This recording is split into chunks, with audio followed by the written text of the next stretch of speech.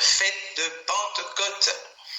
Nous allons prier pour rendre grâce à Dieu. C'est un privilège, c'est une grâce d'être sur la radio Pain du Soir. Merci à la servante de Dieu, Maman Cathy. Merci au docteur Kani.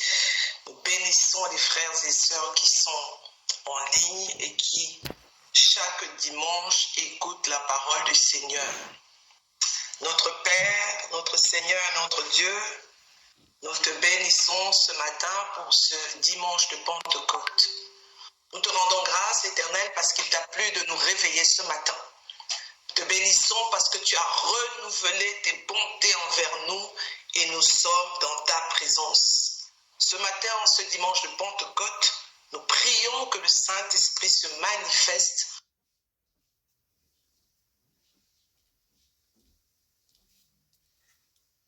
recevoir la puissance du Saint-Esprit. Merci Éternel parce que tu nous donnes la force du buffle.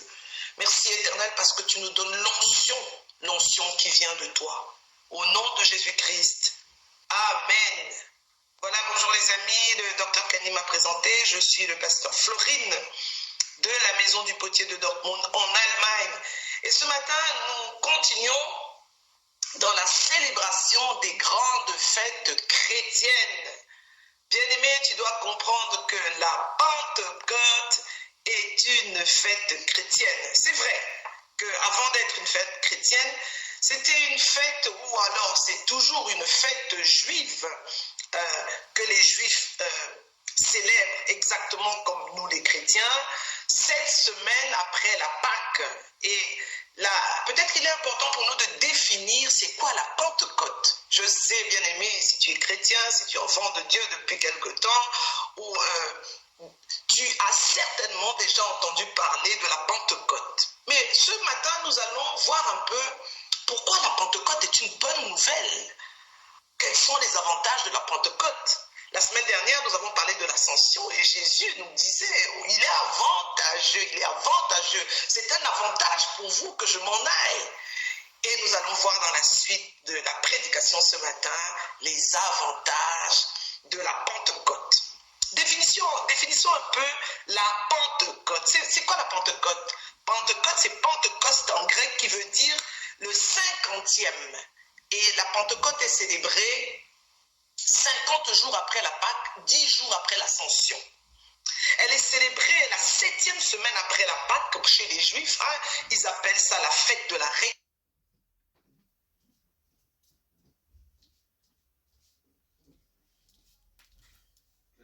Le monde entier, quasiment, pas tous, mais la moitié du monde entier célèbre la Pentecôte.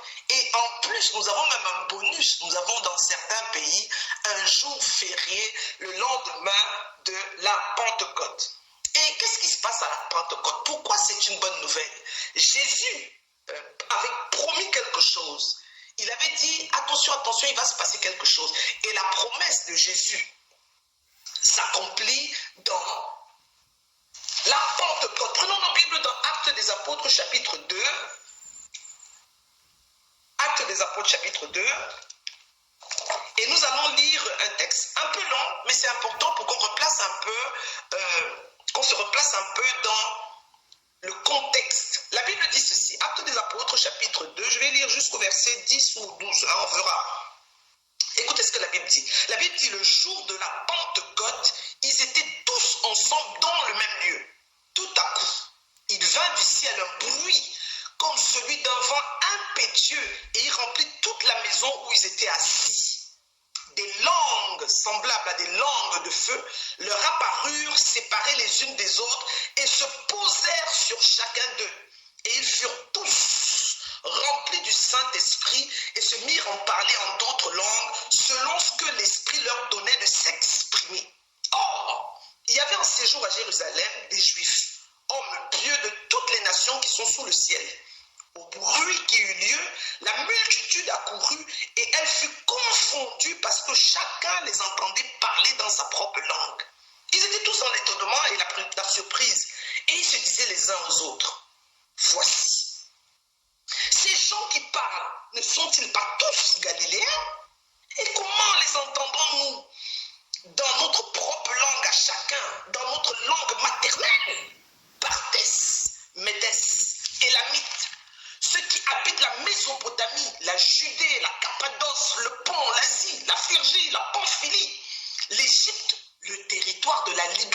de Cyrène, et ceux qui sont venus de Rome, juifs et prosélytes, crétois et arabes, comment les entendons-nous parler dans nos langues des merveilles de Dieu? Ils étaient tous dans l'étonnement et ne sachant que penser, ils se disaient les uns aux autres, que veut dire ceci? Que veut dire ceci? Ceci veut dire la bonne nouvelle de la Pentecôte, annoncée par Jésus dans Actes des Apôtres chapitre 1 verset 8 où il dit « Mais vous recevrez une puissance, le Saint-Esprit survenant sur vous, et vous serez mes témoins à Jérusalem, dans la Judée, dans la Samarie, jusqu'aux extrémités de la terre. » Bien-aimés, la bonne nouvelle de la Pentecôte s'est accomplie, cette parole que Jésus a promise, ce qu'il a dit aux disciples, elle s'est accomplie. Mais attention, bien-aimés dans le Seigneur, cette promesse que Jésus fait aux disciples est une promesse déjà annoncée dans l'Ancien Testament, dans Joël chapitre 2, le verset 8.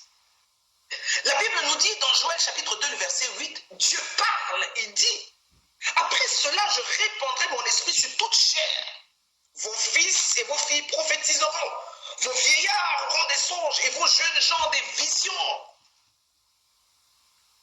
Dieu avait déjà promis cela. Et Jésus dit aux disciples après sa mort et sa résurrection et son ascension, n'oubliez pas, nous sommes dans la période pascale, et vous devez comprendre, bien aimé dans le Seigneur, qu'avec la Pentecôte, on ferme, on clôt la période pascale. Il y a eu la mort de Jésus, il y a eu sa résurrection, il y a eu son ascension, et maintenant nous avons la Pentecôte, la descente du Saint-Esprit, ce qui avait été promis.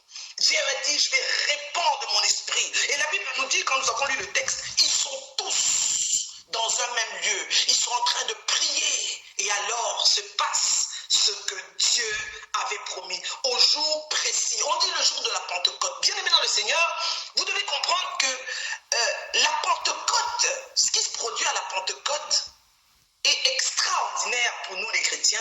Mais la Pentecôte, c'était une fête que les Juifs célébraient, commémoraient. Hein, je vous ai dit tout à l'heure, c'était Shavuot. Et nous voyons dans 3 textes de l'Ancien de la Bible où on nous parle de Pentecôte, où c'est marqué explicitement. Peut-être je ne vais pas lire tous les 3 textes. Dans Actes chapitre 2, nous venons de le lire. Dans Actes chapitre 20, le verset 16. Et dans 1 Corinthiens 16, le verset 8. Dans Actes chapitre 20, le verset 16, Paul se résolut d'aller à Jérusalem le jour de la Pentecôte. Le jour de la Pentecôte. Dans 1 Corinthiens 16, 8, il dit, je resterai néanmoins à Éphèse jusqu'à la Pentecôte. Bien-aimé, la Pentecôte, cette bonne nouvelle, marque le début d'une ère nouvelle.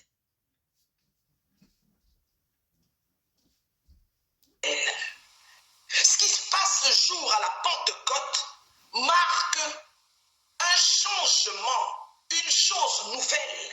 Elle marque l'arrivée permanente du Saint-Esprit sur les disciples. Jésus a dit, attendez, attendez, vous allez recevoir une puissance. Le Saint-Esprit, quand il va survenir sur vous, vous serez mes témoins. Ça va changer la donne. Le Saint-Esprit, lors de la Pentecôte, descend sur les premiers apôtres à Jérusalem. C'est bizarre, bien aimé dans le Seigneur. Tu sais, si tu lis trop vite la Bible, tu ne vas pas comprendre certaines choses. Mais ce n'est que sur eux, à ce moment-là, à Jérusalem, dans le lieu où ils étaient réunis, les disciples, les apôtres, c'est sur eux que ça descend et ça fait un bruit, un tumulte. La promesse s'est accomplie. La promesse s'est accomplie. Bien-aimés dans le Seigneur, imaginez un peu que la promesse ne se soit pas accomplie, que le Saint-Esprit ne soit pas descendu, mais catastrophe. C'est pour ça que nous disons ce matin que la Pentecôte est une fête de bonnes nouvelles. De bonnes nouvelles. Une bonne nouvelle. Nous avons quelques points que nous allons expliquer pour dire pourquoi cette Pentecôte, pourquoi cette fête de Pentecôte est une bonne nouvelle. Premier point, sans la fête de Pentecôte, sans la venue du Saint-Esprit, il n'y a pas de salut, mes amis.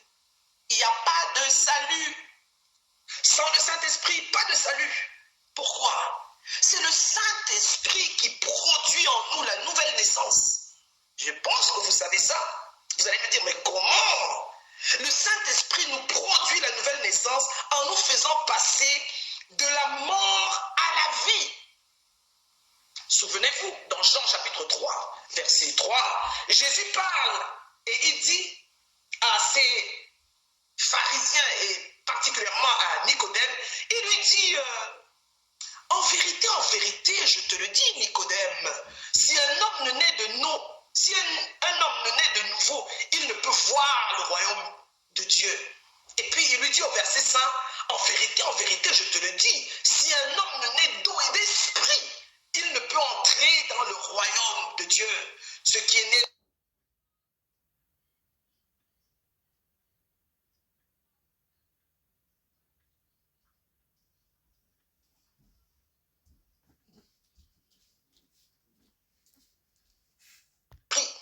il ne t'étonne pas que je vous ai dit, il faut que vous naissiez de nouveau. Bien-aimés dans le Seigneur, c'est le Saint-Esprit.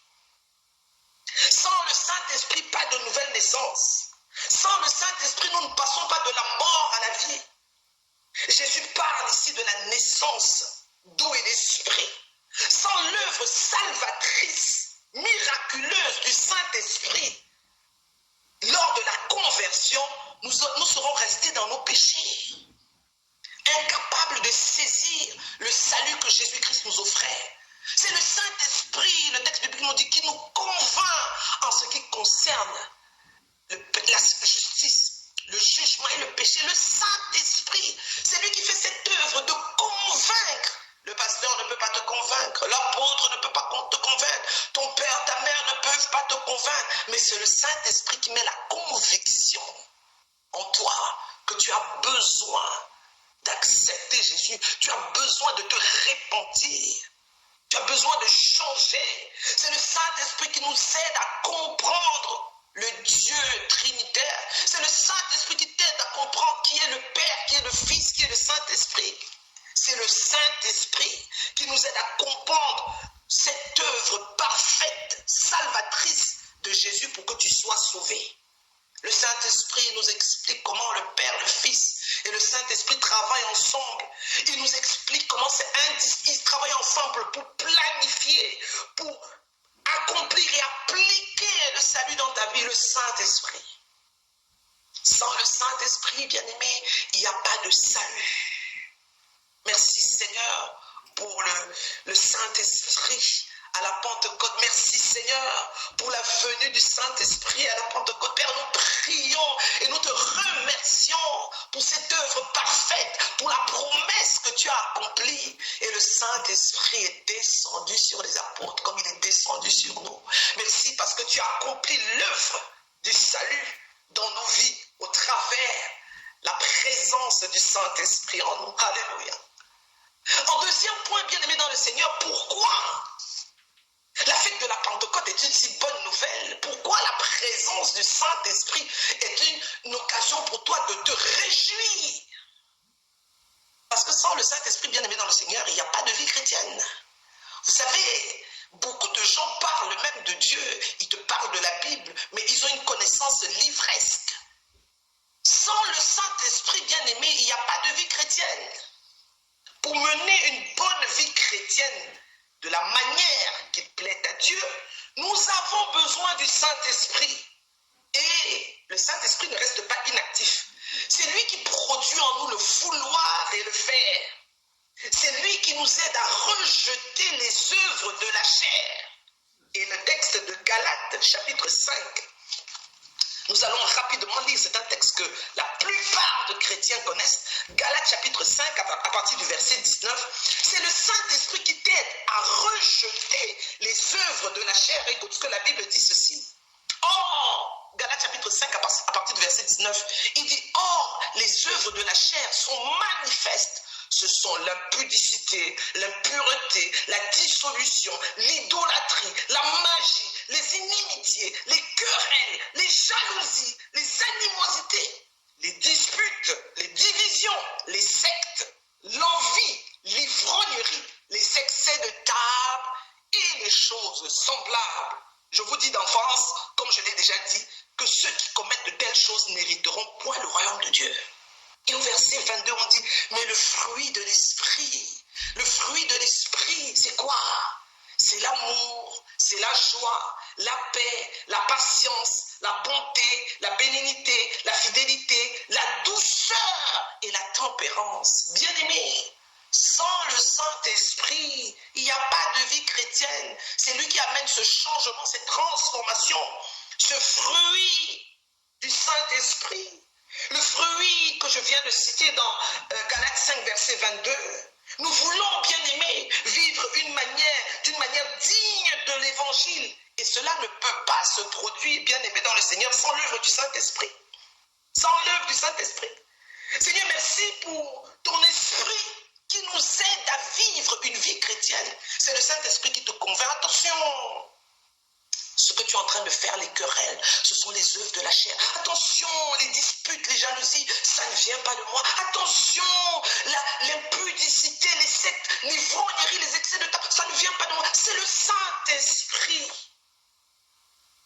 qui t'aide à mener cette vie chrétienne selon Dieu. Alléluia. Troisième point, bien aimé, pourquoi la Pentecôte est une bonne nouvelle? Pourquoi l'effusion du Saint-Esprit le jour de la Pentecôte est une bonne nouvelle?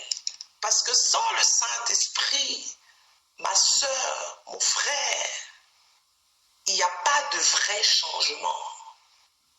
Tu as certainement déjà essayé de faire des choses par toi-même et tu as vu que ça n'a pas marché. C'est comme ces produits publicitaires qu'on met. Prends ce médicament et dès que tu vas le boire, après on dit avant et après tu vas maigrir. Prends cette crème, tu étais noir, tu vas devenir brune. On voit que tous ces médicaments, tous ces produits sont trompeurs. Je ne veux pas dire que le Saint-Esprit est un produit. Non, non, non, non, non. Je veux tout simplement dire que sans la personne du Saint-Esprit en toi, il n'y a pas de vrai changement. Oui, bien-aimé, chacun de nous aspire, chacun de nous désire changer, être transformé. Pour mener une bonne vie chrétienne, selon le Seigneur, tu as besoin du Saint-Esprit. C'est le Saint-Esprit qui amène ce changement. La venue du Saint-Esprit à la Pentecôte a amené un vrai changement. Un vrai changement. Prenons nos Bibles dans 2 Corinthiens chapitre 3. 2 Corinthiens chapitre 3, le verset 18. 2 Corinthiens chapitre 3, le verset 18. Écoutez ce que la Bible nous dit. 2 Corinthiens chapitre 3, le verset 18. Écoutez ce qu'elle dit. Elle dit, nous tous, qui le visage découvert, contemplons dans un miroir la gloire du Seigneur, nous sommes transformés en la même image, de gloire en gloire, comme par le Seigneur l'Esprit. Waouh! On dit nous tous, qui le visage découvert, contemplons. Bien aimé dans le Seigneur, pendant que tu contemples la gloire de Dieu, tu es transformé. Quand tu vois le caractère de Christ, quand tu vois le caractère de Jésus, la Bible dit quand tu le contemples, tu es transformé. Le Saint-Esprit en toi.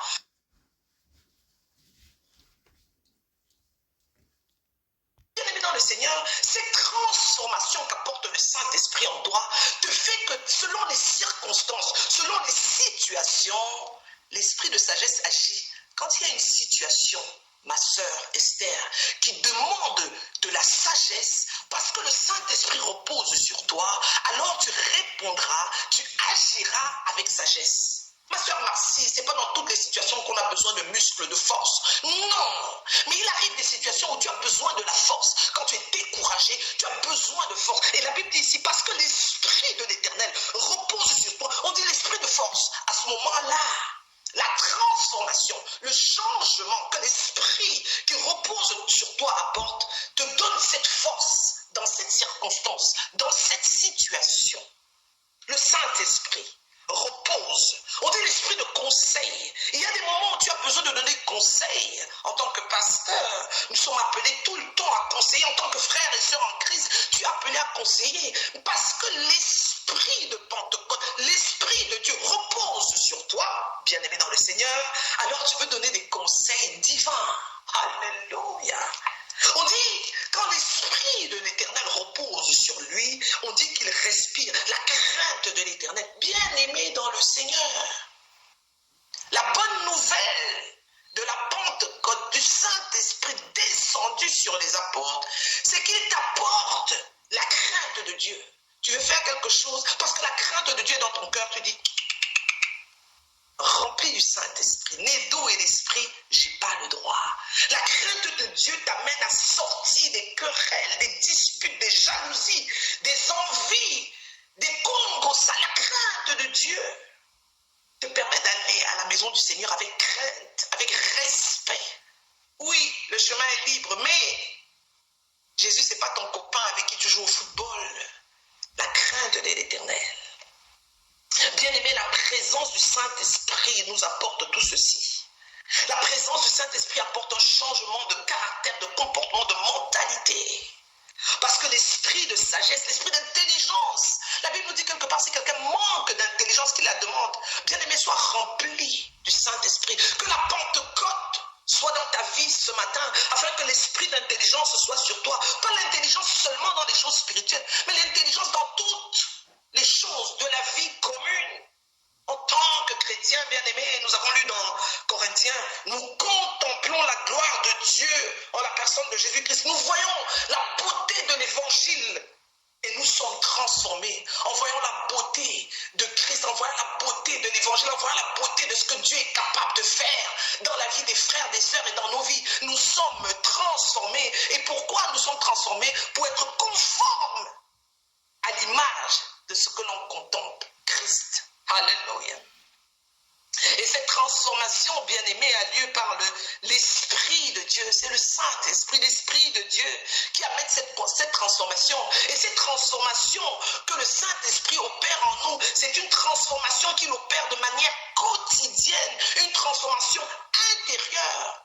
La transformation te rend humble.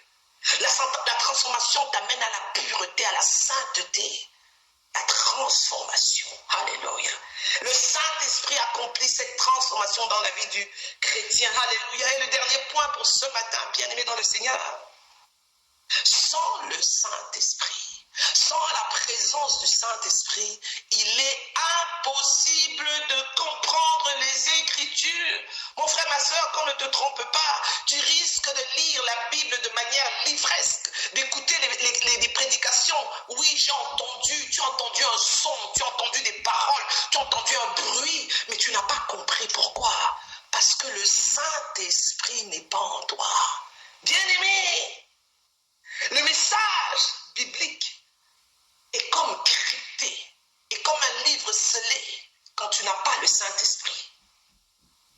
C'est pour ça que tu as besoin de déchiffrer. Mais lorsque nous sommes devenus enfants de Dieu, à la nouvelle naissance, le Saint-Esprit est entré en toi. Le Saint-Esprit habite en toi. Le Saint-Esprit t'instruit. Le Saint-Esprit t'explique. Il déchiffre ce qui avait l'air d'un livre codé, crypté, scellé. La Bible nous dit dans 1 Corinthiens chapitre 2, le verset 10, quand le Saint-Esprit décide de t'expliquer, sans le Saint-Esprit que tu ne peux pas comprendre des choses. La Bible nous dit ici dans 1 Corinthiens chapitre 2, lisons, et nous allons terminer avec ça, et nous allons prier quelques instants. 1 Corinthiens chapitre 2, le verset 10, tu peux lire tout le chapitre pour comprendre pourquoi je dis que sans le Saint-Esprit, il est impossible de comprendre la Bible. Au verset 10, la Bible nous dit ceci. Dieu nous les a révélés par l'Esprit. C'est le Saint-Esprit qui te révèle la parole. C'est le Saint-Esprit qui t'explique la parole. Écoute ce que la Bible continue d'ajouter. Car l'Esprit sonde tout, même les profondeurs de Dieu. Est-ce qu'il t'est pas déjà arrivé, bien-aimé, d'écouter une prédication et de te dire, mais pourquoi j'avais jamais compris ça? Comment ce frère a compris ça comme ça? Le Saint-Esprit. C'est le Saint-Esprit qui explique les choses cachées. Ils sont de tout, même les profondeurs de Dieu. Le Saint-Esprit qui t'amène à comprendre. Besoin de l'effusion du Saint-Esprit. Que le Saint-Esprit descende sur toi. La Bible nous dit des langues de feu. Tu as besoin du feu du Saint-Esprit, de cette Pentecôte qui descend sur toi afin qu'on te révèle les profondeurs de Dieu. Tu dépends, nous sommes dépendants, bien-aimés dans le Seigneur, du Saint-Esprit pour la lecture de la parole, pour nous aider à comprendre et à interpréter correctement. Le Saint-Esprit, bien-aimé. La Bible dit que quand le Saint-Esprit est descendu, les gens comprenaient en leur langue. Et il y a quelque chose qui se passe, un secret qui est caché dans la Pentecôte. Et qu'est-ce qui est caché ici, là? On nous explique le contraire de ce qui s'est passé à Babylone, à Babel. Qu'est-ce qui s'est passé quand Dieu a confondu le langage? Alors ils ont été séparés parce qu'ils ne comprenaient plus le langage les uns des autres. Mais si, à la Pentecôte, ils entendent en Newondo, ils entendent en Kiruwendi, ils entendent en Chiluba, ils entendent en Douala, ils entendent en Apon, ils entendent chacun dans leur langue. Dieu réunit à la Pentecôte, c'est l'unité. À la Pentecôte, Dieu permet qu'on puisse parler le même langage, le langage de Dieu. Le langage de Dieu. Mon frère, ma soeur, il est préférable d'avoir le Saint-Esprit en nous que le Saint-Esprit, que Jésus à côté de nous. Jésus lui-même a dit, il est avantageux. C'est pour ça que je t'ai dit, c'est un avantage, c'est une bonne nouvelle. Ce que Dieu, Jésus avait promis, il a dit dans Jean 16, verset 17, il est avantageux, mes amis, que je parte. Parce que moi, à côté de vous, je suis limité, mais le Saint-Esprit est limité. Et ce qu'on nous avait déjà expliqué à l'ascension, pourquoi l'ascension était importante, pourquoi il était avantageux que Jésus parte. Il dit, une fois parti, je vous l'envoie. Le Saint-Esprit est en toi, le Saint-Esprit en moi. Il est préférable d'avoir le Saint-Esprit en nous que la présence physique de Jésus à côté de nous. C'est lui-même qui l'a dit. Le Saint-Esprit est un indispensable. Il est indispensable pour notre vie chrétienne. Bien-aimé dans le Seigneur, j'aimerais que tu élèves ta voix dans ta maison et tu dises à Dieu, Seigneur, merci Seigneur, je réalise que la Pentecôte, l'effusion du Saint-Esprit n'est pas seulement une effusion ponctuelle, mais c'est une bonne nouvelle qui me permet de comprendre que sans le Saint-Esprit, il n'y a pas de salut. Le Saint-Esprit m'aide à la conversion. Sans le Saint-Esprit, il n'y a pas de vie chrétienne parce que c'est lui qui m'aide à mener une vie chrétienne conforme au Seigneur. Sans le Saint-Esprit, il n'y a pas de changement, pas de transformation. Et sans le Saint-Esprit, je ne peux pas comprendre la parole de Dieu. Que Dieu bénisse sa parole. Amen. Merci Seigneur pour cette bonne parole. Merci Éternel parce que nous célébrons, nous commémorons la venue, l'effusion du Saint-Esprit. Nous te bénissons Éternel parce que le Saint-Esprit nous aide dans la conversion. C'est lui qui nous explique ce qui concerne la justice, le jugement, le péché. C'est le Saint-Esprit qui marche avec nous dans la vie chrétienne. C'est lui qui nous aide à mener une vie chrétienne bonne. Merci parce que c'est lui qui nous transforme. Nous sommes transformés de gloire en gloire quand nous contemplons la gloire de Jésus. Merci parce que c'est toi qui nous expliques, parce que tu sondes les profondeurs de Dieu. Nous te bénissons, Père, pour la présence continue, permanente du Saint-Esprit en tout lieu et en tout temps. Au nom puissant de Jésus-Christ. Amen. Amen, amen, amen. Un très grand merci à la servante de Dieu, Pastorine Florine. Et merci aussi aux auditeurs et auditrices. Je ne peux que vous souhaiter bonne fête de Pentecôte. Au revoir. À la prochaine.